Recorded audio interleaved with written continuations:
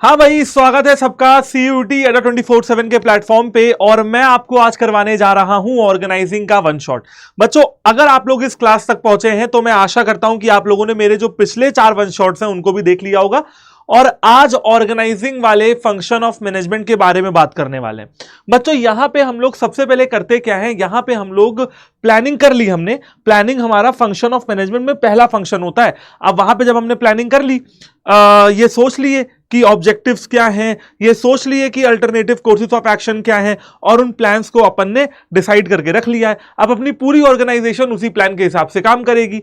तो अब अगला स्टेप क्या होना चाहिए सर? एक ऑर्गेनाइजेशन में ऑर्गेनाइजेशन के जो ऑब्जेक्टिव्स हैं वो अचीव हो जाएं, इसके लिए आपको दूसरा काम करना पड़ता है बेटा, और वो काम होता है ऑर्गेनाइजिंग का काम। राइट? अब इसमें आपको क्या करना है यार? ऑर्गेनाइजिंग करनी है। करेक्ट है। अब ऑर्गेनाइजिंग करते करते आप करोगे क्या? देखो, ऑर्गेनाइजिंग करने में आप अपने रिसोर्सेज को लेके आओगे, आप अपनी एक्टिविटीज को देखोगे कि यार मैं क्या काम कर रहा हूं, मेरे क्या रिसोर्सेज है, मेरी क्या एक्टिविटीज है। पॉइंट नंबर 1 है ना। अब पॉइंट नंबर 2 क्या है कि भाई आप देखोगे कि आपके पास ह्यूमन रिसोर्सेज लोग हैं कि नहीं है काम करने के लिए। अगर हैं तो उनको ग्रुप कैसे करना है। ग्रुप कर लिया है तो उनको काम बांटने का काम देखा जाता है। कौन किसको रिपोर्ट करेगा, कौन किसका मैनेजर, कौन किसका एम्प्लॉय, ये आप ऑर्गेनाइजिंग में देखते हो। कुल मिला के एक एग्जांपल देता हूं आपको। अगर आपने प्लानिंग में ये सोचा है कि मुझे प्रोडक्शन बढ़ाना है और लेबर और मटेरियल को बढ़ाना पड़ेगा, तो बेटा ऑर्गेनाइजिंग में आप लेबर और मटेरियल को बढ़ाते हो। समझ गए ना? आप क्या करते हो ऑर्गेनाइजिंग में? जो आपने प्लानिंग में प्लान बनाए थे उसको इंप्लीमेंट करने की कोशिश करते हो कि हाँ यार, प्रोडक्शन बढ़ाना है तो लेबर लाने पड़ेंगे, मशीनरी जो आपकी मशीनरी है वो लानी पड़ेगी, मटेरियल लाने पड़ेंगे। And here comes the organizing. यही कहा गया है बेटा कि after deciding about the first function of management, management के फर्स्ट फंक्शन के बारे में डिसाइड करने के बाद, जो कि आपका प्लानिंग होता है, उसको डिसाइड करने के बाद आप दूसरा काम करते हो, और वो है, हो सकता है बेटा आपको ये थोड़ा शाइन कर रहा हो, managers are responsible designing and organization structure. मैं यहां पे लिख देता हूं, यहां पे क्या लिखा हुआ है कि मैनेजर्स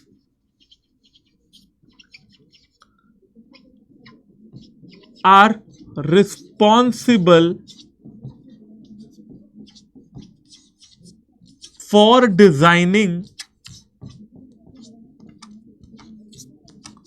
an organization स्ट्रक्चर। अब बेटा मैनेजमेंट क्या करेगा? एक ऑर्गेनाइजेशन स्ट्रक्चर बनाएगा। देखिए, दोबारा से रिपीट करता हूं कि एक बार अगर आपने प्लान बना लिए हैं तो दूसरा काम क्या होता है बेटा? मैनेजर्स का दूसरा काम ये होता है, managers are responsible for designing an organisation structure. अब आपको एक ऑर्गेनाइजेशन का स्ट्रक्चर डिसाइड करना है कि यार जो मेरे यहां लोग हैं ना काम करने के लिए, जो मेरे यहां मशीन है ना काम करने के लिए, जो लेबर्स है ना काम करने के लिए, वो कहां पे काम करेंगे, क्या स्ट्रक्चर होगा, किस तरीके का काम करेंगे, अपने काम में स्पेशलाइज रहेंगे कि नहीं रहेंगे, ये सारी चीजें आप ऑर्गेनाइजिंग में देखते हो। We call this function as organizing. हम इस फंक्शन को ऑर्गेनाइजिंग कहते हैं। अब ऑर्गेनाइजिंग की डेफिनेशन जानने की इच्छा होगी तुम्हारे अंदर, तो देखो यार, ऑर्गेनाइजिंग की डेफिनेशन कुछ इस प्रकार से है और यहां पे खत्म होती है। इसमें कुछ कीवर्ड्स हैं, वो मैं आपको यहां पे बता देता हूं। देखिए, सबसे पहला, ये पूरा डेफिनेशन ही कीवर्ड से भरा हुआ है। It includes the process of determining what activities are to be conducted। इसमें सबसे पहले आपको यह सोचना है कि what activities are to be conducted, क्या काम किए जाने हैं, क्या काम किए जाने हैं, यानी कि काम ढूंढना है कि मेरे ऑर्गेनाइजेशन में क्या क्या काम है। ठीक है, एक जो मेरा गोल है उस गोल को अचीव करने के लिए मैं क्या क्या काम करने वाला हूं। Point number 2, how the activities are to be grouped, किस तरीके से मैं अपनी ऑर्गेनाइजेशन में एक्टिविटीज को ग्रुप करूंगा, यानी कि कैसे मैं लोगों को और एक्टिविटीज को और मटेरियल्स को डिपार्टमेंट में बांटने वाला हूं। ठीक है, जैसे production department, finance department, sales department, marketing department, कैसे बांटने वाला हूं। तीसरा काम आप जो करते हो वो करते हो, how responsibility and authority are to be delegated, किस तरीके से मैं अथॉरिटी और रिस्पॉन्सिबिलिटी को डेलीगेट करूंगा, है ना, यानी कि असाइनमेंट ऑफ ड्यूटीज। और भैया आता है आपका हु रिपोर्ट्स टू हुम, कि भैया कौन किसको रिपोर्ट करने वाला है, यानी कि एस्टैब्लिशिंग रिपोर्टिंग रिलेशनशिप। कुल मिला के बच्चा पार्टी, यहां पे 4 चीजों के बारे में बात हो रही है। बात नंबर एक ये कहती है कि भैया किस तरीके से एक्टिविटीज को किया जाना है, क्या एक्टिविटीज की जानी है। अब मैं आपको ले चलता हूं ऑर्गेनाइजिंग की प्रोसेस की तरफ। ये देखिए, क्या एक्टिविटीज की जानी है, तो भैया पहला स्टेप यही होता है, identification and division of work. आपको देखना है कि आपकी ऑर्गेनाइजेशन में क्या क्या काम होने हैं और फिर आप उन काम को कैसे बांट रहे हो। दूसरा देखिए, वो लाइन देखिए, दोबारा से उसी लाइन पे आपको ले चलता हूं। दूसरी लाइन क्या कहती है, determining how the activities are to be grouped, किस तरीके से एक्टिविटीज की ग्रुपिंग होनी है। ये देखिए, अब मैं ले चलता हूं आपको ऑर्गेनाइजिंग की प्रोसेस के स्टेप नंबर 2 पे। ये देखिए यहां पे लिखा हुआ है डिपार्टमेंटलाइजेशन, किस तरीके से एक्टिविटीज की ग्रुपिंग होनी है, इसे हम लोग डिपार्टमेंटलाइजेशन कहते हैं बच्चों। ठीक है, आगे देखते हैं। आप देख रहे हो कैसे डेफिनेशन जो है वो आपके प्रोसेस ऑफ ऑर्गेनाइजिंग से जुड़ी हुई है। थर्ड बात ये देखिए लिखी हुई है how responsibility and authority are to be delegated, और फोर्थ बात लिखी है हु रिपोर्ट्स टू हुम। अब फिर से प्रोसेस पे चल लो, ये देखो असाइनमेंट ऑफ ड्यूटी, किस तरीके से रिस्पॉन्सिबिलिटी और अथॉरिटी डेलीगेट की जाएगी, यानी कि यहां पे ये जो है अपनी रिस्पॉन्सिबिलिटी को आगे बांट रहे हैं, यानी कि आपको हर एक आदमी को काम बांटना है। और चौथी लाइन जो वहां पे लिखी थी वो लिखी थी हु रिपोर्ट्स टू हुम, कौन किसको रिपोर्ट करेगा। अगर मैं एम्प्लॉय हूं तो मैं किसको रिपोर्ट करूंगा, अपने मैनेजर को रिपोर्ट करूंगा। मेरे मैनेजर किसको रिपोर्ट करेंगे, वो अपने सीनियर मैनेजर को रिपोर्ट करेंगे। समझ गए। तो फिर आता है एस्टैब्लिशिंग रिपोर्टिंग रिलेशनशिप, यानी कि पॉइंट नंबर 4 कि भैया क्या रिपोर्टिंग रिलेशनशिप होने वाली है। समझ गए बच्चा पार्टी आप लोग, क्या रिपोर्टिंग रिलेशनशिप होने वाली है, यानी कि कौन किसको रिपोर्ट करेगा, कौन सुपीरियर है, कौन सबॉर्डिनेट है, कौन मैनेजर है, कौन एम्प्लॉय है, ये सब चीजें यहां पे डिस्कस होती हैं। और बच्चों यही साथ ही साथ लगे हाथ मैंने सोचा कि क्यों ना आपको प्रोसेस ऑफ ऑर्गेनाइजिंग पढ़ा दी जाए। तो यही आपकी प्रोसेस ऑफ ऑर्गेनाइजिंग है, मात्र 4 स्टेप इसमें आते हैं। और अगर आपको इसको याद करना है तो सिंपल फॉर्मूला बताता हूं, आइडिया। ठीक है, आइडिया। देखिए आई से निकला identification and division of work, D से निकला डिपार्टमेंटलाइजेशन, आई से ये निकला, डी से ये निकला, ई से एस्टैब्लिशिंग रिपोर्टिंग रिलेशनशिप, और ए से निकला असाइनमेंट ऑफ ड्यूटीज। कुल मिलाकर अगर आप आइडिया याद रखेंगे तो आपको प्रोसेस ऑफ ऑर्गेनाइजिंग कभी भी भूलेगी नहीं। लेकिन यह ध्यान रखना assignment of duties 3rd step होता है और establishing reporting relationship 4th step होता है। चलिए फिलहाल बच्चों हम लोग यहां पे बात करने वाले हैं ऑर्गेनाइजिंग के कैरेक्टरिस्टिक्स की। सबसे पहली बात यह बेटा कि यहां पे ऑर्गेनाइजिंग ही वो कह सकते हो ना, एक ऐसा फंक्शन है जहां पे आप अपने लोगों को काम बांटते हैं। अब ये डिवीजन ऑफ वर्क कुछ नया नहीं है आपके लिए। डिवीजन ऑफ वर्क जो है बेटा ये प्रिंसिपल्स ऑफ मैनेजमेंट में आप लोगों ने पढ़ा है। डिवीजन ऑफ वर्क का मतलब है अपने काम को सही तरीके से बांटना। एक इंसान एक समय पे एक काम करे, 1 पर्सन 1 टाइम 1 वर्क। उससे क्या होगा, स्पेशलाइजेशन के बेनिफिट्स मिलेंगे। Point number 2 coordination. बेटा ऑर्गेनाइजिंग अगर आपको करनी है that means you have to establish coordination. देखिए ऑर्गेनाइजिंग के अंदर हम अलग अलग डिपार्टमेंट को बांटते हैं, जैसे production, purchase, marketing, finance, sales. अब बेटा ये डिपार्टमेंट साथ में काम क्यों करें, क्यों करें, अलग अलग करेंगे ना भाई। मैं प्रोडक्शन डिपार्टमेंट वाला हूं, आप परचेज वाले हो, हम दोनों साथ मिलकर काम क्यों करें, हम तो अलग अलग करेंगे। अरे भाई साथ मिलकर काम इस वजह से करें ताकि सबका गोल अचीव हो जाए भाई। और सबका गोल क्या है, जो एक ऑर्गेनाइजेशन का गोल है। तो सब लोग ऑर्गेनाइजेशन से जुड़े हुए हैं, इसलिए सभी को साथ काम करना पड़ेगा, वो अलग अलग नहीं रह सकते हैं। और साथ में काम करने के लिए कोऑर्डिनेशन बैठाना बहुत जरूरी है। यहां पे आपको नहीं दिख रहा होगा बेटा, 3rd पॉइंट है plurality of persons. Plurality of person. देखो बेटा यहां पे प्लूरैलिटी ऑफ पर्संस लिखा हुआ है और इसका मतलब सिंपल है कि भाई अलग अलग तरीके के लोग यहां पे काम करते हैं ऑर्गेनाइजिंग में। बहुत सारे अलग अलग तरीके के लोग हैं जो यहाँ पे हमारे साथ मिलकर काम कर रहे हैं। सबकी अपनी अपनी इंडिविजुअल डिमांड्स हैं, सबके अपने अपने बैकग्राउंड, अपने एक्सपीरियंस, अपनी नॉलेज, अपने प्रिंसिपल्स हैं, उसूल हैं, और सब उसी पे काम कर रहे हैं। ऑर्गेनाइजिंग में हमें सभी का ध्यान देना पड़ेगा। बहुत सारे लोग हैं जो हमारी ऑर्गेनाइजेशन में काम कर रहे हैं, हमें उनके मेंटल, इंटेलेक्चुअल और फिजिकल कैपेबिलिटीज के हिसाब से उनको काम देना पड़ेगा। 4था पॉइंट है, यहीं पे कॉमन ऑब्जेक्टिव अचीव करने की बात होती है कि देखो भैया जितने भी डिपार्टमेंट हैं, जितने भी डिविजन्स हैं, सबको एक ही दिशा में काम करना है, और वो दिशा क्या है, कॉमन ऑब्जेक्टिव्स को अचीव करने की दिशा है। Organization is a machine of management. देखिए बेटा बहुत सिंपल है, जैसे ये घड़ी आपको दिख रही है, घड़ी दिख रही है लेकिन घड़ी के अंदर मशीन नहीं दिख रही है। वो जो मशीन है ना कंपनी के अंदर, वो ऑर्गेनाइजिंग की मशीन होती है जो कंपनी को चला के रखती है। और जो आपको यहां पे घड़ी दिख रही है ये मैनेजमेंट है। समझ गए ना, ये क्या है, मैनेजमेंट है। जो सुइयां आपको दिख रही हैं, जो टाइम चल रहा है, वो मैनेजमेंट है। मैनेजमेंट है तो आपकी कंपनी रन हो रही है। मशीन क्या है बेटा, मशीन की वजह से ही सारा काम घड़ी के अंदर हो रहा है। तो कहने का मतलब है मैनेजमेंट की जो मशीन है ना, मतलब मैनेजमेंट को सही तरीके से चलाए रखना है ऑर्गेनाइजेशन को चलाए रखना है तो जो है ऑर्गेनाइजिंग बहुत जरूरी हो जाती है। आपको हर चीज को ऑर्गेनाइज करना पड़ता है। आप अपने घर पे देखिए बेटा, आपके घर पे भी आप कोई गेट के अंदर से आएगा, गेट के से अंदर आएगा, वो देखेगा यार इनका ड्राइंग रूम अलग है, बेडरूम अलग है, स्टोर रूम अलग है, किचन अलग है, वॉशरूम अलग है। घर पे हम हर चीज ऑर्गेनाइज करके रखते हैं। सोफा कहां रखा जाता है? बेडरूम में रखा जाता है? नहीं, ड्राइंग रूम में रखा जाता है। क्यों? क्योंकि कोई गेस्ट आए तो वो वहीं सोफे पे बैठे, जाके बेड पे सो ना जाए हमारे। समझ रहे हो? तो ये वाली बात होती है। ऑर्गेनाइजिंग इसी को कहते हैं। जैसे आप ऑर्गेनाइजिंग करते हो अपने टाइम टेबल की, अपनी पढ़ाई की, आज ये अकाउंट्स के 20 क्वेश्चन लगाऊंगा, कल बिजनेस स्टडी से 2 चैप्टर रीड करूंगा, परसों नेशनल इनकम इकोनॉमिक्स के अंदर 10 चीजें पढ़ूंगा। तो ऑर्गेनाइज करना पड़ता है ना अपने टाइम को, अपने रिसोर्सेज को, अपने आप को, and that is what organizing is, right. चलिए अभी समझ लेते हैं बच्चों हम लोग अपने नेक्स्ट टॉपिक, जिसका नाम है इंपॉर्टेंस ऑफ ऑर्गेनाइजिंग। और वो क्या है? Benefits of specialization. जैसा कि मैंने आपको बताया कि डिवीजन ऑफ वर्क को फॉलो किया जाता है। जब हम अपने काम को डिवाइड करते हैं तो उससे स्पेशलाइजेशन के बेनिफिट्स मिलते हैं। जैसे कि मैंने आपको बताया कि स्पेशलाइजेशन का मतलब क्या है? One person one time one work, कि एक आदमी एक समय पे एक काम करेगा, मल्टीटास्किंग नहीं करेगा, तो वो अपने काम में स्पेशलाइज्ड हो जाएगा। Clarity in working relationship. देखो बेटा, वर्किंग रिलेशनशिप समझते हो? मुझे पता है यार कि मुझे ऑर्डर किससे लेने हैं और किसको देने हैं। मैं किसी का सुपीरियर तो किसी का सबऑर्डिनेट हूं, ठीक है। तो यहां पे ये चीज क्लियर होना चाहिए कि कौन सुपीरियर है और कौन सबऑर्डिनेट है, ठीक है। कौन किसकी बात मानेगा, सिंपल कहानी है। कौन सुपीरियर, कौन सबऑर्डिनेट, कौन किसकी बात मानेगा, ये हम लोगों को पता होना चाहिए। Optimum utilization of resources. Resources जो भी ऑर्गेनाइजेशन में है, सर रिसोर्सेज कितने तरीके के होते हैं? 3 तरीके के। सर कौन कौन से? रिसोर्स नंबर 1 पैसा, फाइनेंशियल रिसोर्स, ठीक है, जिसको आप क्या कहोगे? पैसा। ना बाप बड़ा ना भैया, सबसे बड़ा रुपया। ह्यूमन रिसोर्स की बात करें तो ह्यूमन रिसोर्स यानी कि आपके ऑर्गेनाइजेशन में काम करने वाले लोग। और थर्ड की बात करें तो थर्ड होता है बेटा आपका फाइनेंशियल हुआ, ह्यूमन हुआ।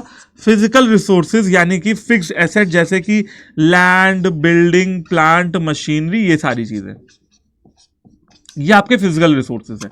देखिए आप अपने हर रिसोर्स का, चाहे वो कोई एसेट हो, चाहे वो कोई इंसान हो, और चाहे वो कोई आपका पैसा ही क्यों ना हो, आप अपने हर एसेट का, हर रिसोर्स का सही तरीके से यूटिलाइजेशन करेंगे। बेटा सही तरीके से यूटिलाइजेशन, ऑप्टिमम यूटिलाइजेशन का मतलब है कि वेस्टेज हो कम से कम और प्रॉफिट हो ज्यादा से ज्यादा। एडैप्शन टू चेंज। ऑर्गेनाइजेशन स्ट्रक्चर ऐसा बनना चाहिए जो बदलते हुए बिजनेस इन्वायरमेंट को अडॉप्ट कर पाए। ऐसा नहीं बनना चाहिए जो बदलते हुए बिजनेस इन्वायरमेंट के साथ अडॉप्ट ना कर पाए। 5th पॉइंट है इफेक्टिव एडमिनिस्ट्रेशन, कि भैया जो आपकी कंपनी का एडमिनिस्ट्रेशन है ना, एडमिनिस्ट्रेशन क्या होता है बेटा? जैसे व्हाट्सएप पे आप एडमिन बनते हो, जब आप नया ग्रुप बनाते हो, एडमिन के पास पूरी पावर्स हैं उस ग्रुप को चलाने की। ऐसे ही एडमिनिस्ट्रेशन क्या होता है? कंपनी को रन करने के लिए जो पूरा एडमिनिस्ट्रेशन होता है ना, वो उसकी बात हो रही है। तो वही कहा गया कि एडमिनिस्ट्रेशन शुड बी इफेक्टिव। बढ़िया एडमिनिस्ट्रेशन हो, और बढ़िया एडमिनिस्ट्रेशन तभी हो सकता है जब ऑर्गेनाइजिंग अच्छे तरीके से की जाए सारे रिसोर्सेज की। अगला पॉइंट, डेवलपमेंट ऑफ पर्सनल। बहुत सिंपल सी बात बताता हूं। ऑर्गेनाइजिंग के अंदर आप लोगों को उनका काम बताते हो, वो किसको रिपोर्ट करेंगे ये बताते हो, आप उनको काम सिखाते हो, आप उनको अलग अलग डिपार्टमेंट में बांटते हो, है ना। ये सारी चीजें होती हैं। लोगों का डेवलपमेंट भी तो हो रहा है ना साथ में। जब मुझे पता रहेगा कि यार मेरे को बिजनेस स्टडीज ही पढ़ाना है, तो मैं उसमें बेस्ट देने की कोशिश करूंगा। अगर मुझे कोई कंफ्यूजन नहीं होगा, अगर मेरे लिए सारे रिसोर्सेज काम करेंगे, तो मैं अपना बेस्ट देने की कोशिश करूंगा एज एन एम्प्लॉय, राइट। जो आप लोग समझ रहे हो ना, बिल्कुल वही चीज है कि यार अगर मेरे को ये चीज कंफ्यूजन में नहीं होगी कि मेरे को क्या पढ़ाना है, कैसे पढ़ाना है, सब कुछ मुझे पहले से ही पता रहेगा, मैं भी तो अपने काम में बेस्ट करूंगा ना, मैं भी तो अपने काम में डेवलप होऊंगा ना। और 7th पॉइंट है बेटा expansion and growth. Sir expansion and growth कैसे हो पाएगी? When you follow divisional structure then expansion and growth is possible. Sir ये डिविजनल स्ट्रक्चर क्या होता है मैं आपको बता देता हूं, मैं आपको समझा देता हूं डिविजनल स्ट्रक्चर का क्या मतलब होता है। सुनिएगा ध्यान से। सबसे पहले हम लोगों ने प्रोसेस देख ली, ठीक है, प्रोसेस ऑफ ऑर्गेनाइजिंग देख ली ना हम लोगों ने, ठीक है। अभी आप लोग डिविजनल स्ट्रक्चर के बारे में जानना चाहते हो तो ध्यान से सुनो। जब हमारी कंपनी के बहुत सारे प्रोडक्ट हों और हम प्रोडक्ट के हिसाब से लोगों को, काम को और रिसोर्सेज को बांटें, ऐसे स्ट्रक्चर को हम डिविजनल स्ट्रक्चर कहते हैं। डिविजनल से एक वर्ड निकलता है डिवीजन, और डिवीजन होता है प्रोडक्ट के लिए यूज, कि भैया मेरा डिवीजन है तो वो प्रोडक्ट के लिए यूज हो रहा है। समझ गए बच्चा पार्टी क्या कहानी हो रही है? ये कहानी हो रही है। तो अगर आपको एक्सपेंशन करना है, अगर आपको बहुत ज्यादा प्रोडक्ट्स लॉन्च करने हैं, मार्केट में छा जाने का मन है, जैसे टाटा है, जैसे पतंजलि है, जैसे और भी कंपनीज हैं, then you have to perform good, and फिर आपको डिविजनल स्ट्रक्चर में काम करना पड़ेगा। तो बेटा ये सारे जो पॉइंट है ना, ये हैं ऑर्गेनाइजिंग के इंपॉर्टेंस। क्या क्या इंपॉर्टेंस है दोबारा रिपीट कर दीजिए सर, बता देता हूं। आपको स्पेशलाइजेशन के बेनिफिट्स मिलेंगे, वर्किंग रिलेशनशिप में क्लैरिटी होगी, रिसोर्सेज का सही यूटिलाइजेशन होगा, आप बिजनेस इन्वायरमेंट को अडॉप्ट कर पाओगे, इफेक्टिव एडमिनिस्ट्रेशन हो जाएगा, पर्सनल डेवलपमेंट भी बढ़िया तरीके से आपकी होएगी, ठीक है, आपके उसकी एम्प्लॉइज की, और आप अपनी कंपनी को एक्सपैंड और ग्रो भी करवा पाओगे, राइट। तो ये हो जाता है आपका इंपॉर्टेंस, और ये प्रोसेस मैंने आपको पढ़ा दिया। अच्छा, अभी ना डिटेल में पढ़ते हैं इस प्रोसेस को, है ना। अभी तुम लोग को लग रहा होगा सर ऐसी सारे प्रोसेस को हल्के में पढ़ा देंगे ना, अभी डिटेल में पढ़ेंगे एक एक स्टेप को, और आपको समझाऊंगा कि क्या क्या चीजें लिख के भी आ सकते हो। सुनो, सबसे पहला आता है ना identification and division of work. भैया इसमें नाम से ही समझ में आ रहा है, काम ढूंढो और काम बांटो, ठीक है। तो वही लिखा हुआ है, the first step of organizing is the identification and division of work. The total work is divided into various activities. अब आप क्या करते हो, अपने ऑर्गेनाइजेशन में जितने भी काम होते हैं वो आप अलग अलग एक्टिविटीज में डिवाइड कर देते हो। अब यहां पे मैं 10 मेजर एक्टिविटीज लिख के लाया हूं। इसके अलावा 1000 तरीके की एक्टिविटी बहुत और होती हैं, लेकिन अगर आप मेजर की बात करते हो तो मेजर एक्टिविटीज यही हैं। पॉइंट नंबर 1, प्रोडक्शन शुरू करने से पहले आपको रॉ मटेरियल चाहिए होता है। शर्ट बनानी है तो कॉटन चाहिए रहेगा। दूसरा, परचेज ऑफ मैन्युफैक्चर्ड एक्टिविटी। गाड़ी मैं बना सकता हूं, टायर मुझे एमआरएफ का लेना पड़ेगा, टायर मुझे सीएट का लेना पड़ेगा। गाड़ी मेरी होगी, टायर एमआरएफ का होगा। अपनी ऑर्गेनाइजेशन में प्रोडक्शन करने के लिए मुझे कुछ पहले से ही मैन्युफैक्चर्ड एक्टिविटीज खरीदने पड़ेंगे। एग्जांपल, अगर मुझे सैंडविच बनानी है तो मेरे को ब्रेड बनी बनाई खरीदनी पड़ेगी, मुझे मेयोनीज बनी बनाई खरीदनी पड़ेगी, मुझे टोमेटो सॉस बनी बनाई खरीदनी पड़ेगी, मैं वो खुद नहीं बनाऊंगा, ठीक है। थर्ड पॉइंट है प्रोडक्शन। फिर मैं प्रोडक्शन स्टार्ट करूंगा, मैं अपने गुड्स को स्टॉक करके इन्वेंट्री में रखूंगा, मैं रिसर्च करूंगा, मैं एडवर्टीजमेंट करूंगा प्रमोशन के लिए ताकि मेरी सेल्स बढ़े, मैं सामान बेचूंगा, मैं पैसों का अरेंजमेंट करूंगा, फाइनेंशियल अरेंजमेंट, मैं हिसाब किताब मेंटेन करूंगा, अकाउंट्स बनाऊंगा, साथ ही साथ मैं एम्प्लॉइज का अरेंजमेंट करूंगा, दैट इज स्टाफिंग, ठीक है, दैट इज स्टाफिंग।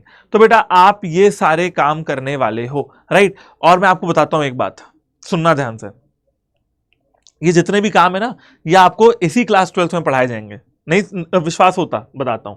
एडवर्टीजमेंट के बारे में आपको पढ़ाया जाएगा मार्केटिंग के चैप्टर में, ठीक है। Financial, chapter number 11। Financial arrangement के बारे में आपको पढ़ाया जाएगा फाइनेंशियल मैनेजमेंट वाले चैप्टर में, चैप्टर नंबर 9, ठीक है। इसके बाद अकाउंट्स की मेंटेनेंस आप जानते ही हो। एम्प्लॉइज का अरेंजमेंट करना आपको सिखाया जाएगा स्टाफिंग में, चैप्टर नंबर 6। देख रहे हो, देख पा रहे हो, समझ रहे हो बात को कि क्या मेजर कहानी यहां पे कही जा रही है ना। तो ये सारी चीजें बेटा आपको अलग अलग चैप्टर्स में पढ़ाई जाएंगी, and that is why I always recommend you कि आप इन चीजों को बहुत ही ज्यादा डिटेल में पढ़ें। क्योंकि बेटा डिटेल में पढ़ने से क्या होगा, आपको ये चीज पता है कि क्लास 12th अगर निकल भी जाता है, लेकिन सीयूईटी एक ऐसा इम्तिहान, एक ऐसा पेपर जहां पे लाखों बच्चे एक ही सब्जेक्ट में पेपर दे रहे होते हैं, है ना। एंड वहां पे जो कंपटीशन है वो होता है भैया गला काट। गला काट को बिजनेस की परिभाषा में क्या कहते हैं, कट थ्रोट कंपटीशन।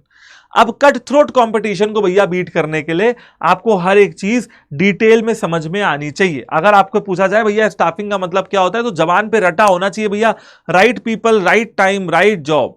समझ रहे हो ना, ये चीजें मुंह पे होनी चाहिए। उसके लिए आपको हर चीज पढ़नी पड़ेगी, जैसे कि कीवर्ड समझने पड़ेंगे, जैसे कि आपको लर्न करना पड़ेगा। एंड सबसे इंपॉर्टेंट चीज, आप लोगों को ये लगता होगा कि यार बिजनेस स्टडीज तो मैं सेल्फ स्टडी से पढ़ के कवर अप कर लूंगा, तो मैं वही कहूंगा बेटा आप सेल्फ स्टडी करिए, आप यूट्यूब के लेक्चर देखिए, बट आप डिटेल में पढ़ना इग्नोर नहीं कर सकते हैं, क्योंकि ये बिजनेस स्टडीज भी 100 परसेंटाइल का है सीयूटी में और 100 मार्क्स का है क्लास 12th में, राइट। एंड बेटा हमेशा की तरह मैं आपको यही कहूंगा कि ठीक है यूट्यूब पे वन शॉट्स आ रहे हैं, बिल्कुल देखिए, एंजॉय करिए, पढ़िए, बट साथ ही साथ, ठीक है, बट साथ ही साथ आप समर्थ बैच के अंदर भी इनरोलमेंट कर सकते हैं, क्योंकि भैया ये बैच ऐसा बैच है जिसकी क्लासेस देख सकते हो 3 जुलाई से स्टार्ट हो रही हैं, जिसमें आपको सब कुछ डिटेल के अंदर पढ़ाया जाएगा, ठीक है। और भैया सारे टीचर्स पढ़ा रहे हैं, तो चाहे क्लास 12th हो चाहे सीयूटी हो, तैयारी आपकी बेहतरीन तरीके से हो रही है। अगर आप इधर देखते हो ना, तो ये क्या है बेटा, ये सीयूटी का महापैक है। महापैक बेसिकली एक ऐसा पैक है जिसके अंदर समर्थ जैसे सारे बैचेस का एक्सेस आपको मिल रहा है, यानी कि अब से लेकर 12 महीने बाद जब तक आपका पेपर नहीं हो जाएगा सीयूटी का, तब तक आप अपनी पढ़ाई को सीयूटी के महापैक से कर सकते हो। महापैक के अंदर फायदा क्या है, हर बैच का एक्सेस मिलेगा, टॉपर्स से मेंटोरशिप मिलेगी, अनलिमिटेड आपको टेस्ट मिलेंगे, वीडियो कोर्सेज का एक्सेस मिलेगा, और वो भी कम से कम पैसों में, ठीक है।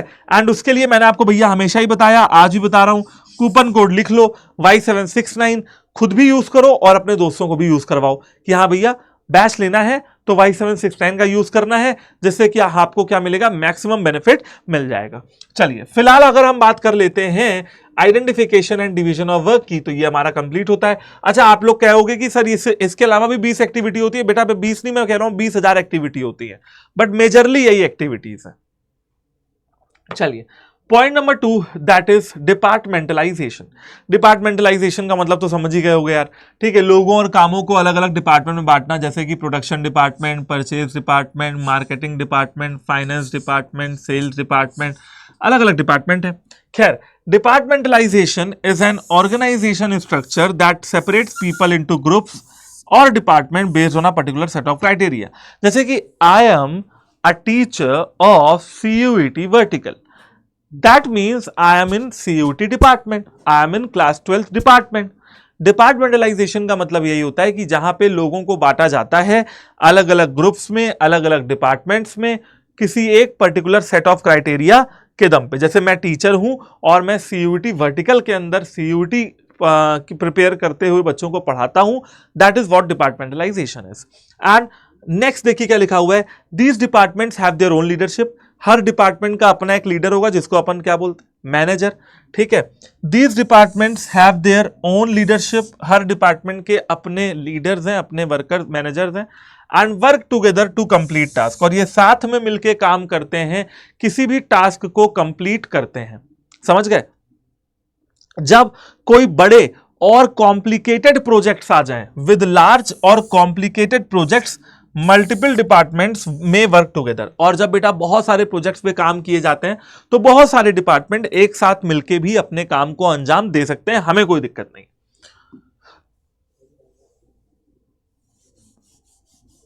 चलिए अब बेटा थर्ड पॉइंट आता है। थर्ड पॉइंट क्या है वो देखते हैं, असाइनमेंट ऑफ ड्यूटीज। देखिए जब हमने लिखा हुआ है, after dividing the organization into a specialized department, each individual working in different departments is assigned a duty matching to his skill and qualification. क्या लिखा हुआ है, जब हम लोगों को एक पर्टिकुलर डिपार्टमेंट में बांट देते हैं, फिर हम उनको ड्यूटीज देते हैं। ठीक है, ड्यूटीज कैसे देते हैं सर, हम उनको ड्यूटीज देते हैं उनकी स्किल और उनकी क्वालिफिकेशन के हिसाब से। जैसे मैं कितना पढ़ा लिखा हूं, या मैं कितना अच्छे तरीके से अपने काम को कर रहा हूं, मेरे स्किल्स और क्वालिफिकेशन के हिसाब से मुझे काम दिया जाएगा। The work is assigned according to the ability of individual. जैसी जिसकी काबिलियत वैसा उसका काम। ठीक है, जैसी जिसकी काबिलियत वैसा उसका काम। Employees are assigned duties by giving them a document called job description. Employees को एक डॉक्यूमेंट दिया जाता है, जॉब डिस्क्रिप्शन। इस डॉक्यूमेंट में क्लियरली आपकी जॉब से रिलेटेड जो भी कंटेंट है और जो भी रिस्पॉन्सिबिलिटीज है वो साफ साफ लिखी होती हैं। यानी कि एक डॉक्यूमेंट जिसमें आपको क्या क्या करना है, कैसे कैसे करना है, कब आना है, कब जाना है, सारी, कहां बैठना है, कहां उठना है, सारी चीजें यहां पे बता दी जाती है। And that is what job description is. And our next and last step of organizing process is establishing reporting relationship. अब यहां पे बच्चों आप क्या करते हो, आप ये डिसाइड करते हो कौन सबऑर्डिनेट होगा किसका और कौन सुपीरियर होगा किसका। चलिए अब एक बार आप क्या करेंगे, इस टॉपिक को पढ़ के देखो, एक बार इस टॉपिक को रीड करके देखो।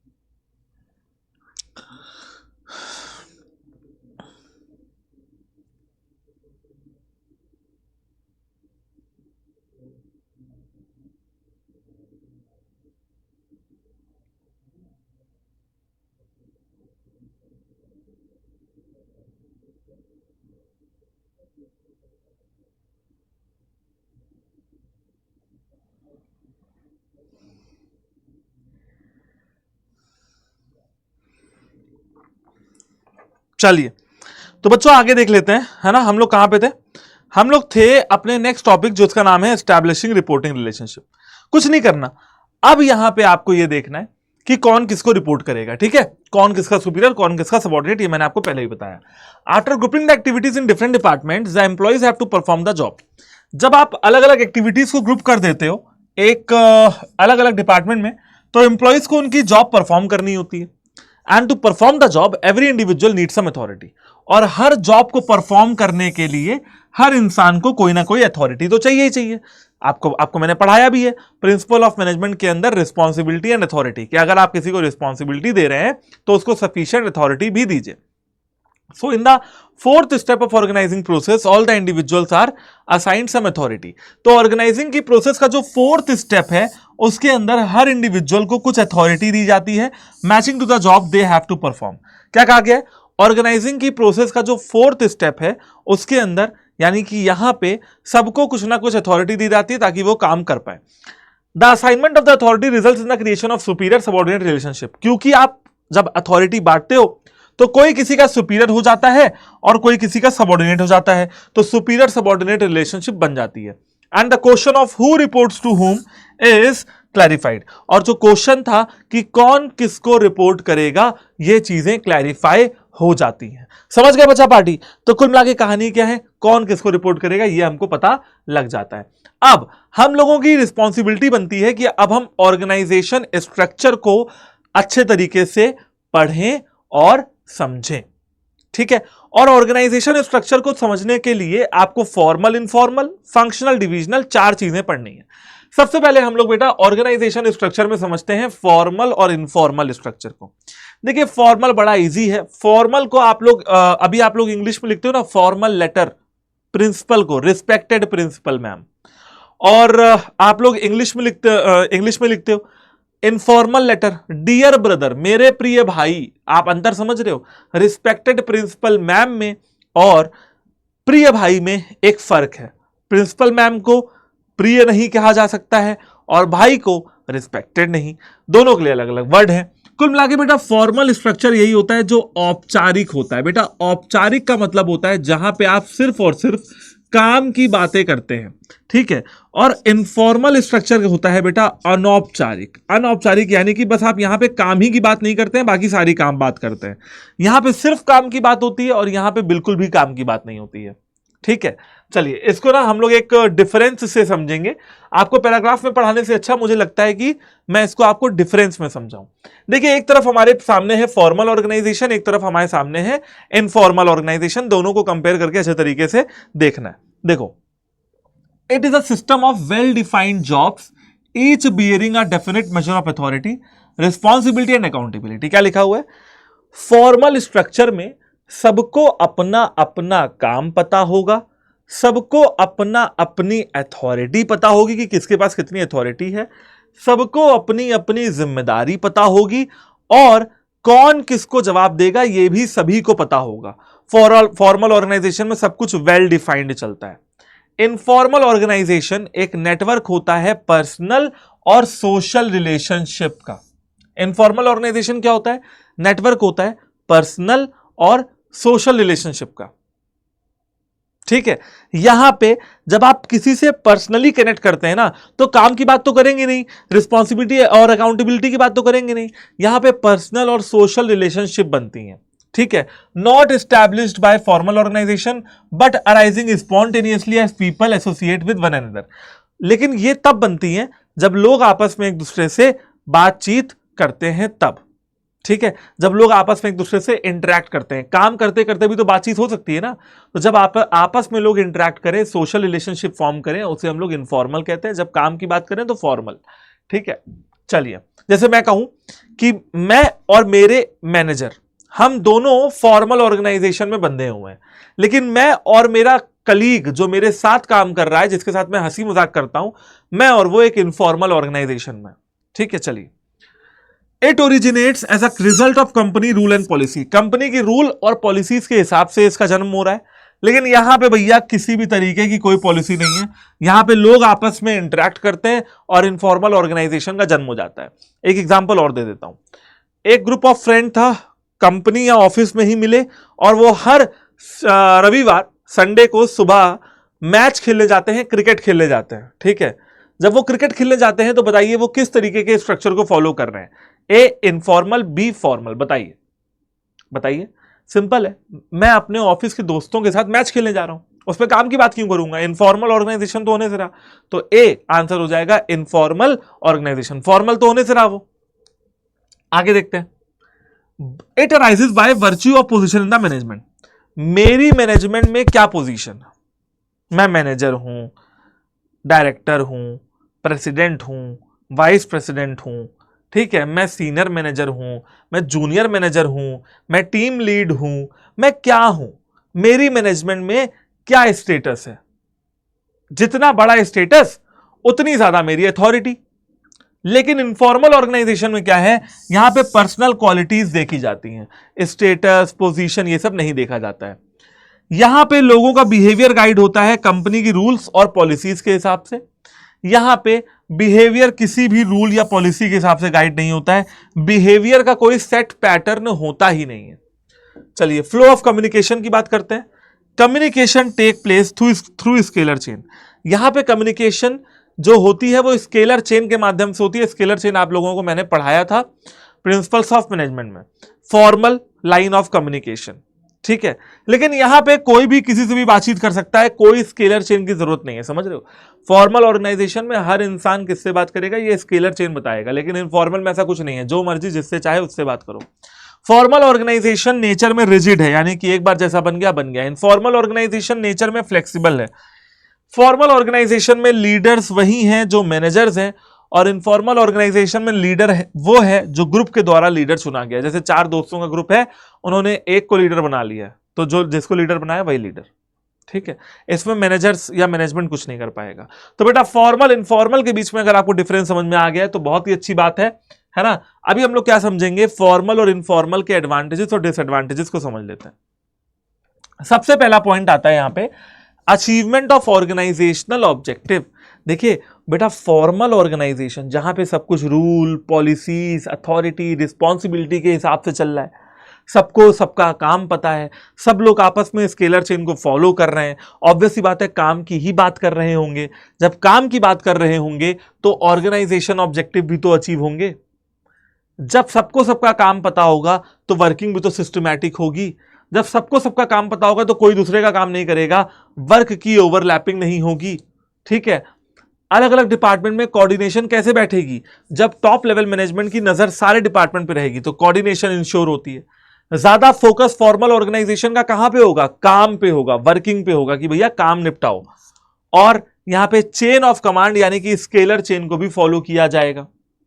ठीक है, अब आते हैं डिसएडवांटेजेस ऑफ इनफॉर्मल ऑर्गेनाइजेशन।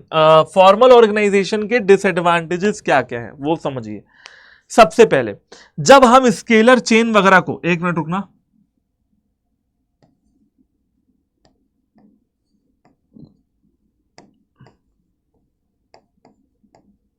हाँ जी, क्या कहा जा रहा है, जब हम स्केलर चेन वगैरह को फॉलो करते हैं ना बच्चों, जब मैं स्केलर चेन वगैरह को फॉलो करता हूं ना, तो स्केलर चेन में आप लोगों ने देखा होगा कि भैया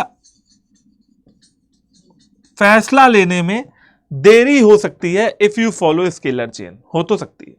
अगर आप स्केलर चेन को फॉलो करने में लग गए तो हो सकता है कि फैसला लेने में देरी हो जाए।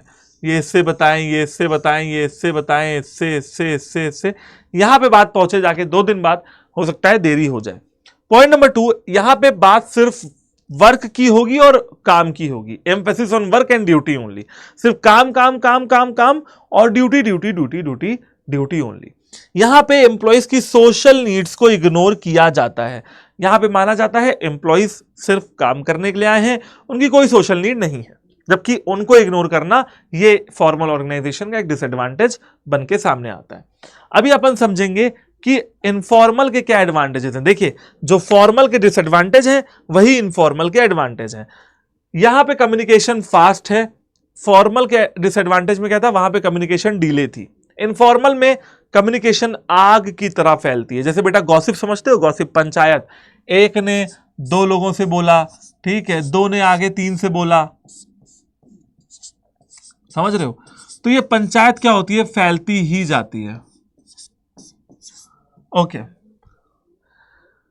फॉर्मल ऑर्गेनाइजेशन में एम्प्लॉयज की सोशल नीड्स को फुलफिल नहीं किया जाता है, यहां पे किया जाता है, और यहां पे फीडबैक भी मिलते हैं हमें हमारे एम्प्लॉयज।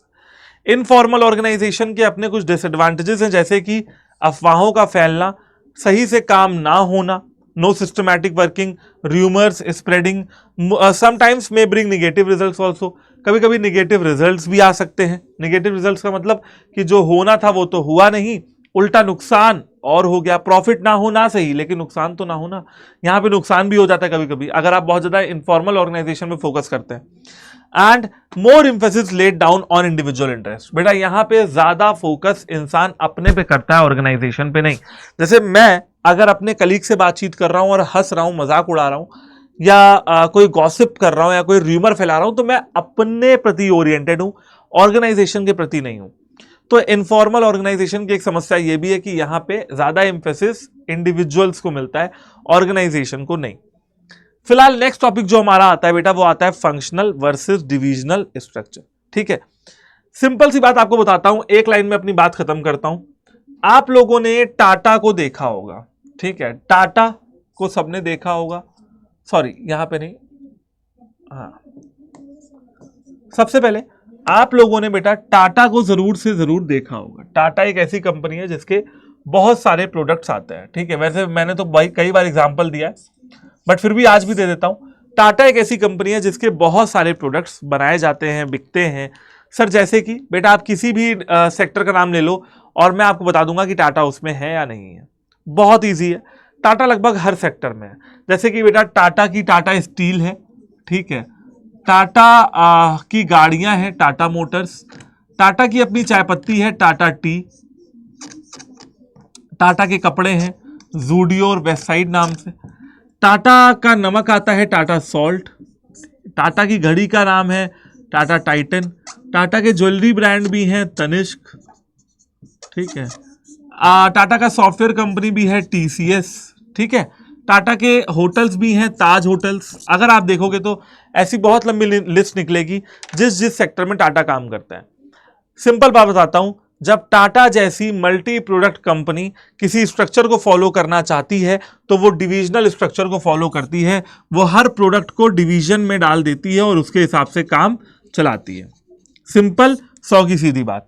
और अगर फंक्शनल स्ट्रक्चर की बात करता हूं तो यहां पे काम को फंक्शंस के हिसाब से बांटा जाता है, जैसे कि production department, purchase department, marketing department, finance department, sales department. आप समझ गए? जब अलग अलग डिपार्टमेंट बना लिए जाएं, जब काम फंक्शंस के हिसाब से बढ़ता है तो उसे हम फंक्शनल स्ट्रक्चर कहते हैं। समझ में आ गई ना?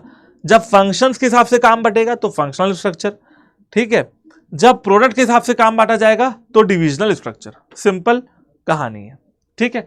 डिफरेंस देखते हैं, बड़ा इजी सा डिफरेंस है, पहले आप एक बार पढ़ के देखिए, फिर मैं आपको एक एक करके सारे पॉइंट समझाता हूं। जैसे हम लोगों ने वो पढ़ा ना, फॉर्मल इनफॉर्मल, वैसे ही हम लोग फंक्शनल और डिविजनल भी पढ़ेंगे, बट आप एक बार इसको रीड कर लीजिए, चाहे तो वीडियो पॉज करके भी रीड कर सकते हैं।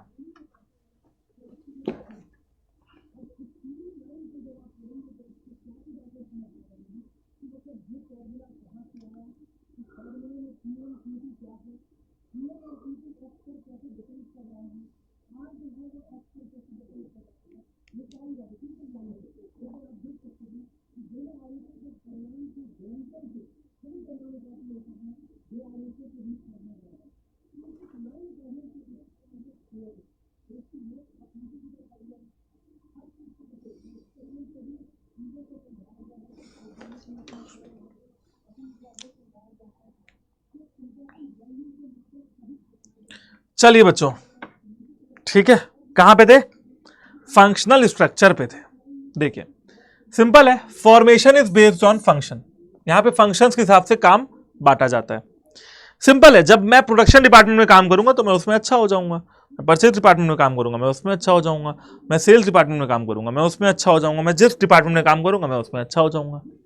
इसे अपन कहते हैं फंक्शनल स्पेशलाइजेशन। ठीक है, मैं अपने फंक्शंस में स्पेशलाइज्ड हो जाऊंगा। Difficulty to fix on a department, एक डिपार्टमेंट पे फिक्स करना मुश्किल होता है। ठीक है, कि रिस्पॉन्सिबल कौन है। देखिए क्या होगा, जब मान लीजिए कि गलती से लॉस हो गया कंपनी को, प्रोडक्शन वाले कह रहे हैं मार्केटिंग वालों की गलती थी, सामान बिका ही नहीं, मार्केटिंग वाले कह रहे हैं फाइनेंस वालों की गलती थी, पैसा ही नहीं मिला, सामान बेचते कैसे, फाइनेंस वाले कह रहे हैं सेल्स वालों की गलती थी, इन्होंने बेचा नहीं, हमारे पास आया नहीं, हमने मार्केटिंग को दिया नहीं। अब आप देख रहे हैं गलती हुई तो कोई रिस्पॉन्सिबिलिटी लेने को तैयार नहीं है। फंक्शनल स्ट्रक्चर में रिस्पॉन्सिबिलिटी फिक्स कर पाना एक डिपार्टमेंट के ऊपर बहुत मुश्किल कहानी होती है। अब अपोजिट देखते हैं, यहां पे फॉर्मेशन जो होता है वो प्रोडक्ट के हिसाब से होता है और फंक्शन सपोर्ट करते हैं। यहां पे फंक्शनल स्पेशलाइजेशन मिलता है, फंक्शंस के हिसाब से आपका काम अच्छा होता है। यहां पे प्रोडक्ट के हिसाब से स्पेशलाइजेशन मिलता है। टाटा टी वाले अच्छा टाटा टी बनाएंगे क्योंकि वो टाटा टी ही बना रहे हैं, टाटा मोटर्स वाले अच्छी गाड़ी बनाएंगे क्योंकि वो गाड़ी ही बना रहे हैं, टाटा नमक वाले अच्छा नमक बनाएंगे क्योंकि वो नमक ही बना रहे हैं। समझ रहे हो? तो जो जिस काम को कर रहा है वो उस काम में अच्छा। Easy to fix responsibility for performance, यहां पे रिस्पॉन्सिबिलिटी को फिक्स करना बहुत इजी होता है। जिस डिवीजन का लॉस उसी डिवीजन की गलती, कहानी खत्म। ठीक है, आगे देखते हैं। मैनेजरियल डेवलपमेंट, सवाल यह है कि क्या फंक्शनल स्ट्रक्चर में और डिविजनल स्ट्रक्चर में मैनेजर्स डेवलप कर पाते हैं? जवाब है कि फंक्शनल में उतना नहीं कर पाते हैं जितना डिविजनल में कर लेते हैं। कैसे सर? बहुत सिंपल है, फंक्शनल मैनेजर को कोई भी प्रोडक्शन, परचेज, सेल्स या जो भी कोई मैनेजर होगा ना, उसको हर बात का जवाब टॉप लेवल मैनेजमेंट को देना पड़ेगा, जिसकी वजह से वो खुद डिसीजन ले नहीं पाता है और उसका डेवलपमेंट हो नहीं पाता है। लेकिन डिविजनल में ऐसा नहीं है। डिविजनल में अगर मैं किसी प्रोडक्ट का मालिक हूं तो मैं ही हूं, फिर मेरे ऊपर और कोई नहीं है। यहां पे मैनेजरियल डेवलपमेंट इजी हो जाता है क्योंकि यहां पे हम अपने मैनेजर्स को ऑटोनॉमी देते हैं अलग अलग फंक्शंस परफॉर्म करने की। Functions are not duplicated, hence economical. यहां पे फंक्शंस डुप्लीकेटेड नहीं है, इकोनॉमिकल है। ठीक है, पैसा बचता ही बचता है। ठीक है, कैसे बचता है सर? अगर एक बार प्रोडक्शन हो गया तो दोबारा थोड़ी ना कोई प्रोडक्शन करेगा, डिपार्टमेंट एक ही है। अगर एक बार मार्केटिंग हो गई तो दोबारा थोड़ी ना कोई मार्केटिंग करेगा, एक ही डिपार्टमेंट है। अगर एक बार फाइनेंस में खर्चा हो गया तो ठीक है, हो गया, कोई बात नहीं। डिविजनल स्ट्रक्चर में क्या हो रहा है? टाटा मोटर्स वाले अलग मार्केटिंग कर रहे हैं, टाटा टी वाले अलग मार्केटिंग कर रहे हैं, टाटा सेल्स वाले अलग मार्केटिंग, टाटा स्टील वाले अलग हैं, टाटा नमक वाले अलग हैं, टाटा जूडियो वाले अलग हैं, ताज होटल वाले अलग हैं। हर आदमी मार्केटिंग कर रहा है जिससे कि कंपनी का खर्चा बढ़ रहा है। तो यहां पे रिसोर्सेज का डुप्लीकेशन हो रहा है, इसी वजह से ये थोड़ा कॉस्टली पड़ जाता है। कोऑर्डिनेशन बिठाना मल्टी प्रोडक्ट कंपनी में बहुत मुश्किल है, अगर एक multi product company functional structure को फॉलो कर रही है। लेकिन अगर एक multi product company divisional structure को फॉलो कर रही है तो कोऑर्डिनेशन बिठाना बहुत इजी हो जाता है। राइट बचा पार्टी? चलो अभी आगे देखेंगे और बात समझेंगे हम लोग advantages of functional and divisional और disadvantages of functional and divisional. ये सारी चीजें अब हम लोग पढ़ने वाले हैं। सबसे पहली बात, फंक्शनल में हम लोग फंक्शंस के हिसाब से काम को बांटते हैं। एक फंक्शन का एक काम, वो उस काम में स्पेशलाइज्ड होता है। सारे डिपार्टमेंट के बीच में कोऑर्डिनेशन बैठता है। मैनेजर्स एफिशिएंसी बढ़ाते रहते हैं। एफर्ट्स एक बार लग गए तो लग गए, दोबारा नहीं होते हैं। Minimum duplication of efforts. Employees को काम करने की ट्रेनिंग दी जाती है। हर फंक्शन को इक्वल वेटेज दिया जाता है, चाहे कोई प्रोडक्शन कर रहा हो वो भी इक्वल है, मार्केटिंग कर रहा हो वो भी इक्वल है, सेल्स कर रहा है वो भी अपनी जगह इक्वल है।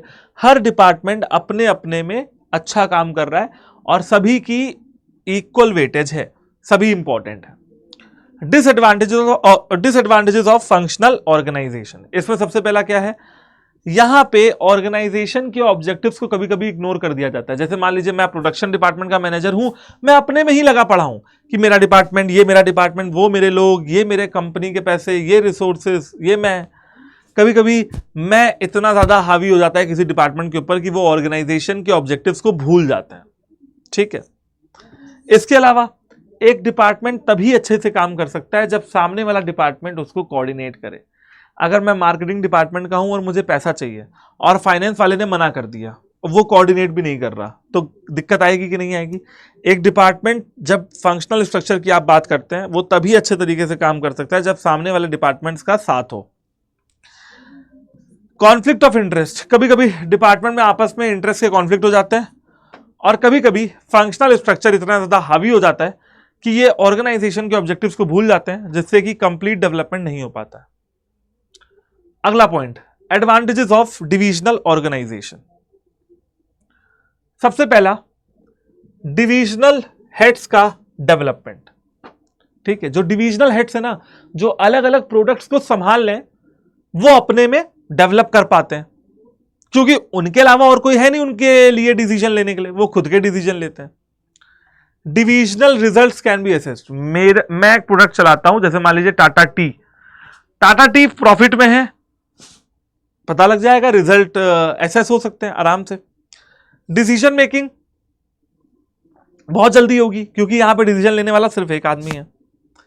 और अगर मेरी कंपनी को टाटा जैसी बड़ी कंपनी बनना है, एक्सपेंशन करना है, तो डिविजनल स्ट्रक्चर को फॉलो करना पड़ेगा। समझ गए ना? बात यह है कि अगर आपको एक्सपेंशन करना है, आप मुझे बताइए, आप जब तक डिविजनल स्ट्रक्चर को फॉलो नहीं करेंगे, how can you expand your business? There is no way out to expand the business on such a large scale without following any divisional structure. And the second point is disadvantages of divisional organization. इसमें पहला है कि divisional heads, जो organisation के divisional heads है ना, उनमें आपस में भिड़ंत हो सकती है, लड़ाई हो सकती है। फंक्शंस की डुप्लीसिटी, मैंने आपको बताया मार्केटिंग का फंक्शन अलग अलग डिविजन्स करते हैं, तो डुप्लीकेशन होती है, पैसा खर्च होता है। और कभी कभी इन डिविजन्स का सेल्फिश एटीट्यूड हो जाता है कि भैया हम ही हैं सब कुछ जो है ना, मतलब हमारा ही डिवीजन सबसे बढ़िया है और हम अपने ही बारे में देखेंगे, कंपनी क्या कह रही है हम नहीं सुनेंगे। कभी कभी ये सेल्फिश भी हो जाते हैं। राइट बच्चा पार्टी, अगर आप लोग को यहां तक समझ में आ गया है तो आगे की कहानी भी आपके लिए बड़ी इजी हो जाएगी, क्योंकि आगे के टॉपिक्स और ज्यादा आसान होने वाले हैं। ठीक है, मैं जहां तक समझ पा रहा हूं कि आप लोगों को यहां तक अगर आपने बैठ के पढ़ाई की है, formal, informal, functional, divisional, organizing की प्रोसेस और ये सारी चीजें, तो अभी तक आपको 95% ऑफ ऑर्गेनाइजिंग का सिलेबस समझ में आ चुका है। बस अब 3-4-5% और समझना है, कहानी खत्म। ठीक है, डन है मामला? ओके, चलिए, तो आज क्या पढ़ने वाले हैं, अभी और क्या पढ़ने वाले हैं, मैं बेसिक बात बताता हूं। सेंट्रलाइजेशन डिसेंट्रलाइजेशन के बीच में डिफरेंस बताऊंगा, डेलीगेशन डिसेंट्रलाइजेशन के बीच में डिफरेंस बताऊंगा, अथॉरिटी रिस्पॉन्सिबिलिटी अकाउंटेबिलिटी के बीच में डिफरेंस बताऊंगा, और फिर आपकी छुट्टी कर दूंगा। आराम से आप सोइएगा। ठीक है, चलो।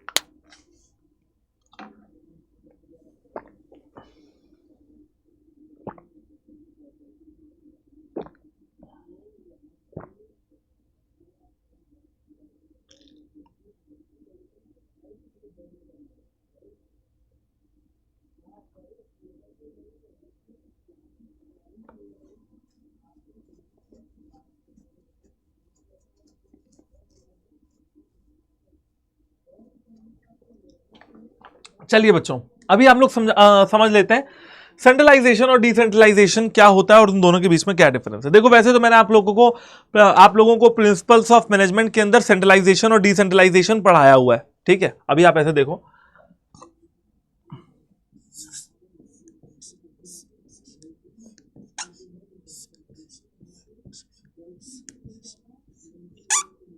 ये है सेंट्रलाइजेशन जहां पे सारी पावर एक बार आ जाती है, और ये है डिसेंट्रलाइजेशन जहां पे सारी पावर लोगों के पास से चली जाती है।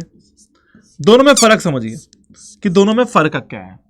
यहां पे पावर जो है हायर लेवल अथॉरिटी के पास कंसंट्रेट हो जा रही है, जिसे हम लोग कहते हैं concentration of power at higher level of authority only. सिर्फ हायर लेवल ऑफ अथॉरिटी के पास ही पावर रहती है। डिसेंट्रलाइजेशन में आप पावर को क्या करते हैं, डिस्ट्रीब्यूट कर देते हैं एट एवरी लेवल। आप अपनी पावर को क्या करते हैं, हर लेवल पे डिस्ट्रीब्यूट कर देते हैं। अथॉरिटी, यहां पे टॉप मैनेजमेंट के पास सबसे ज्यादा अथॉरिटी होती है, ठीक है। टॉप मैनेजमेंट के पास सारी अथॉरिटी होती है। और हाँ बेटा, यहां पे देख लेना, डिसेंट्रलाइजेशन में हम जब पावर बांटते हैं ना, हर लेवल पे पावर बांटते हैं, क्या टॉप, क्या मिडिल, क्या लोअर, सबको पावर बांट देते हैं। टॉप मैनेजमेंट के पास सारी अथॉरिटी होती है।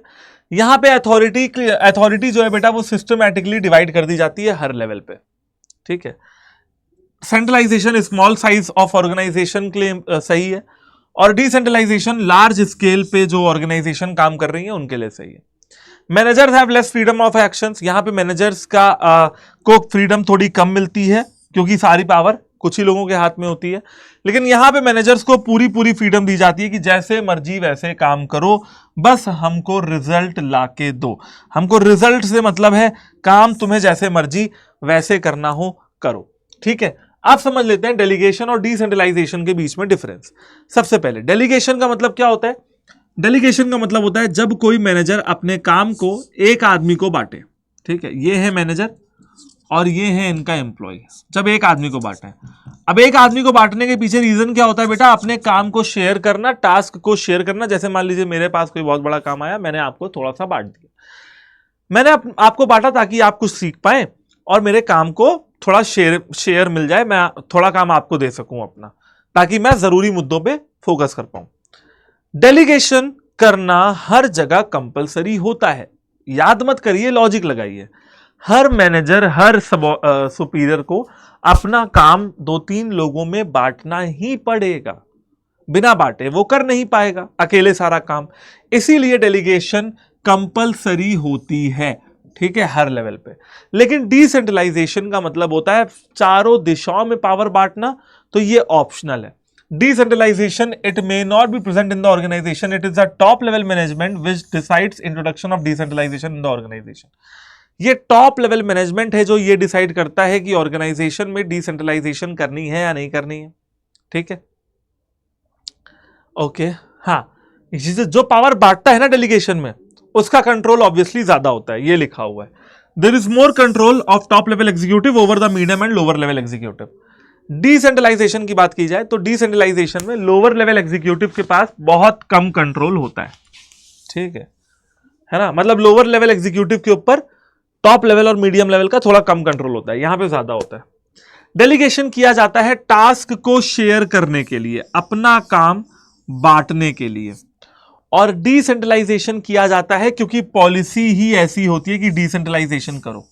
सर पॉलिसी बनाने वाले क्या देखते हैं बेटा, पॉलिसी बनाने वाले यही देखते हैं कि अगर आपकी ऑर्गेनाइजेशन को एक्सपेंशन की जरूरत है, अगर आप एक्सपेंशन करना चाहते हो तो लोगों में काम बांटना पड़ेगा, वो यही देखते हैं। तो वो भी गलत नहीं है, ये भी गलत नहीं है। It is restricted to superiors and their subordinate. Delegation दो लोगों के बीच में होता है, सुपीरियर के बीच में और सबऑर्डिनेट के बीच में। वी मल्टीप्लाई इट बाय 2, हम 2 से मल्टीप्लाई करते हैं जब हम सुपीरियर्स और सबऑर्डिनेट्स के बीच में डेलीगेशन की बात करते हैं। लेकिन जब मैं डिसेंट्रलाइजेशन की बात करता हूं तो डिसेंट्रलाइजेशन बच्चा पार्टी पूरी ऑर्गेनाइजेशन को कवर होती है। हम यहां पे 2 से मल्टीप्लाई करते थे, यहां पे हम बहुत सबसे मल्टीप्लाई करते हैं। The authority is spread and interested to all executive according to their level. When we decentralize we multiply it by 2। जब हम डिसेंट्रलाइजेशन करते हैं तो हम 2 से मल्टीप्लाई करते हैं। जब हम डेलीगेशन करते हैं हम 2 से मल्टीप्लाई करते हैं। जब हम डिसेंट्रलाइजेशन करते हैं तो हम बहुत लोगों से मल्टीप्लाई कर देते हैं। And our last topic of today's class is authority, responsibility and accountability. Right? चलिए अभी इसको भी अच्छे तरीके से समझ लेंगे। ये है हमारी अथॉरिटी, ये है हमारे रिस्पॉन्सिबिलिटी एंड ये है हमारी अकाउंटेबिलिटी। चलिए सबसे पहले सर ये अथॉरिटी क्या होती है? बेटा अथॉरिटी, जैसे मैं अथॉरिटी में हूं ना, तो मेरे पास कमांड देने का अधिकार हो, आदेश देने का अधिकार। It means right to command, कि मैं किसी को आदेश दे सकूं। ठीक है, it means right to command. Responsibility का मतलब होता है कि मेरी जिम्मेदारी किसी काम को करने की। It is the obligation to perform an assigned task, मेरी जिम्मेदारी किसी काम को परफॉर्म करने की। और अकाउंटेबिलिटी का मतलब होता है it means the answerability for the outcome of the assigned task. बेटा जवाबदेही, जवाबदेही बड़ी सिंपल बात बताता हूं आपको, एक लाइन में समझाता हूं। अथॉरिटी, मेरे पास पावर है कि मैं किसी को आदेश दे सकता हूं, मैं अथॉरिटी में हूं, मैं पावर हूं, पावर टू कमांड। रिस्पॉन्सिबिलिटी यानी कि मेरी जिम्मेदारी किसी काम को करने की, और अकाउंटेबिलिटी यानी कि मेरी आंसरेबिलिटी, मेरी जवाबदेही, कि मैं जवाब दूंगा, क्योंकि मैं जिम्मेदार था तो मैं जवाब दूंगा। अथॉरिटी को डेलीगेट किया जा सकता है, मैं अपनी अथॉरिटी बांट सकता हूं। रिस्पॉन्सिबिलिटी को पूरी तरीके से डेलीगेट नहीं किया जा सकता है, यानी कि अगर मैं किसी काम के लिए जिम्मेदार हूं तो मैं थोड़ा बहुत काम बांट सकता हूं, बाकी ज्यादा नहीं। लेकिन जवाबदेही मेरी ही रहेगी, समझ रहे हो ना? जवाबदेही मेरी ही रहेगी बेटा, जवाबदेही बिल्कुल भी डेलीगेट नहीं की जा सकती है। अगर मैंने आपको काम बांटा, सुनिए बात को ध्यान से सुनिए, मैंने आपको काम बांटा, मैंने कहा भाई मेरा ये काम कर दियो, आपने कहा ठीक है सर कर दूंगा। जिम्मेदारी मैं आपको बांट रहा हूं, मैं अपनी अथॉरिटी आपको बांट रहा हूं, लेकिन मैं आपसे जवाबदेही नहीं ले सकता हूं। जवाबदेही काम की मेरी रहेगी क्योंकि काम मेरा था। ओरिजिन, अथॉरिटी निकलता है फॉर्मल पोजीशन से। ऑब्वियस सी बात है, जब मैं आपको ऑर्डर दे सकता हूं तो मैं किसी फॉर्मल पोजीशन पे होऊंगा, टॉप लेवल, मिडिल लेवल या लोअर लेवल पे। रिस्पॉन्सिबिलिटी निकलती है अथॉरिटी से और अकाउंटेबिलिटी निकलती है रिस्पॉन्सिबिलिटी से। सिंपल है, फॉर्मल पोजीशन से अथॉरिटी, अथॉरिटी से रिस्पॉन्सिबिलिटी और रिस्पॉन्सिबिलिटी से अकाउंटेबिलिटी। लास्ट पॉइंट है authority flows downward from superior to subordinate. Authority यूं फ्लो होती है from superior to subordinate. Responsibility it flows upward from superior subordinate to superior. ठीक है, यहां पे आप ऐसा समझ लो कि ये दोनों तरीके से काम करती है। आप रिस्पॉन्सिबिलिटी देते भी हो और सामने वाला उसको निभाता भी है, तो ये दोनों तरफ से काम करती है। और अकाउंटेबिलिटी अगेन सबऑर्डिनेट से सुपीरियर की तरफ फ्लो होती है। सबऑर्डिनेट जवाब देगा अपने सुपीरियर को। ठीक है, अपवर्ड यानी कि नीचे से ऊपर, और डाउनवर्ड बोले तो ऊपर से नीचे, superior to subordinate. I hope बच्चा पार्टी कि आप लोगों को ये जो चैप्टर है ये अच्छे से समझ में आ गया होगा। देखिए इस चैप्टर में आप एनसीईआरटी से एक बार रीडिंग कर लेंगे ना, तो आपकी जो चीजें हैं वो बिल्कुल मजबूत और बिल्कुल लोहा हो जाएंगी। ठीक है, आयरन की तरह मजबूत हो जाओगे, आयरन मैन हो जाओगे बिल्कुल। ऑर्गेनाइजिंग का चैप्टर बस यहीं तक था। मैंने आपको ऑर्गेनाइजिंग के चैप्टर में सब कुछ पढ़ाया, जैसे कि formal, informal, divisional, functional, authority, responsibility, accountability, centralization, decentralization, delegation and इसके अलावा ऑर्गेनाइजिंग की प्रोसेस, इंपॉर्टेंस, फीचर, सारी चीजें डिस्कस हो गई हैं। आई होप कि आपको ये क्लास अच्छी लगी होगी। अगर आप चाहते हो बच्चों की और डिटेल में आपको जानना है और मतलब आराम से बैठ के 3-4 क्लासेस में ऑर्गेनाइजिंग पढ़नी है, ऑर्गेनाइजिंग के क्वेश्चंस अच्छे तरीके से लगाने, देन मेरा आपको यही सजेशन रहेगा कि at the end of the day आपको एक ऐसा डिसीजन लेना है जो थोड़े पैसे का डिसीजन भी है, मैं कहूंगा फाइनेंशियल डिसीजन है, एक इन्वेस्टमेंट डिसीजन है। अभी आप जब क्लास 12th में आ जाओगे ना, फाइनेंशियल मैनेजमेंट पढ़ोगे तो वहां पे आता है एक इन्वेस्टमेंट डिसीजन। बेसिकली मैं समझता हूं कि ये एक इन्वेस्टमेंट डिसीजन है, आपने कुछ पैसे यहाँ पे आपको इन्वेस्ट करने हैं। थोड़ा सा एक डाउट आता है मन में कि मैं पढ़ूंगा पैसे लगा के कि नहीं पढ़ूंगा। वही जिम वाला हाल होता है कि जिम में पहले मोटिवेशन आता है, जाके 2 साल के पैसे दे आते हैं, फिर वो मोटिवेशन कहीं गायब हो जाता है, 2 साल के पैसे हमारे मर जाते हैं। ठीक है, कहीं ऐसा तो नहीं हो जाएगा कि अभी मैं बैच ले लूंगा, मेरे पैसे निकल जाएंगे और मैं पढ़ूंगा नहीं, है ना? तो ये सब चीजें यार तुम्हें आज की डेट में फिगर आउट करने की कोशिश करनी है। अगर तुम्हें चाहिए कि हाँ यार बेस्ट फैकल्टीज हो, बेस्ट मॉक टेस्ट हो, बेस्ट स्टडी मटेरियल हो, बेस्ट प्रिपरेशन करने के लिए, ताकि बेस्ट रिजल्ट आए, देन बैच में इनरोल करना। ठीक है ना? तो वही चीज है, और कूपन कोड मैंने आपको बताया, दैट इज Y769। मैं आपको at the end of the lecture एक बार बता देता हूं कि किस तरीके से आप क्या कर सकते हो, एनरोलमेंट कर सकते हो। आपको अड्डा 24/7 की एप्लीकेशन डाउनलोड कर लेनी है अपने गूगल प्ले स्टोर से। आप हमारे, ये तो एप्लीकेशन नहीं है, वेब वर्जन है। फिलहाल आप ऐसे कुछ खोल लोगे, यहाँ पे ऑल कोर्सेज नजर आ जाएगा, यूजी पीजी एंट्रेंस एग्जाम नजर आ जाएगा, यहाँ पे आपको सीयूटी यूजी और सीयूटी कॉमर्स नजर आ जाएगा। ठीक है बच्चों, समर्थ बैच भी आपको यहाँ पे मिल जाएगा। अगर आप व्यू ऑल पे क्लिक करोगे, एंड प्रोसेस दोनों का सेम है एनरोलमेंट करने का। अगर आप व्यू ऑल पे क्लिक करोगे और अगर आप प्रिंटेड बुक्स पे जाओगे तो बेटा यहाँ पे आपको जो महापैक मिलेगा वो मिलेगा। कूपन कोड डाल के देखते हैं क्या बन रहा है, Y769।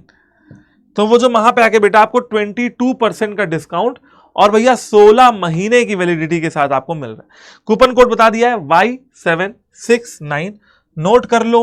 ठीक है, एनरोलमेंट कर लो, ये सारी बेनिफिट आपको यहां पे मिल जाएंगे, है ना। और मौज से बैठ के पढ़ाई करो।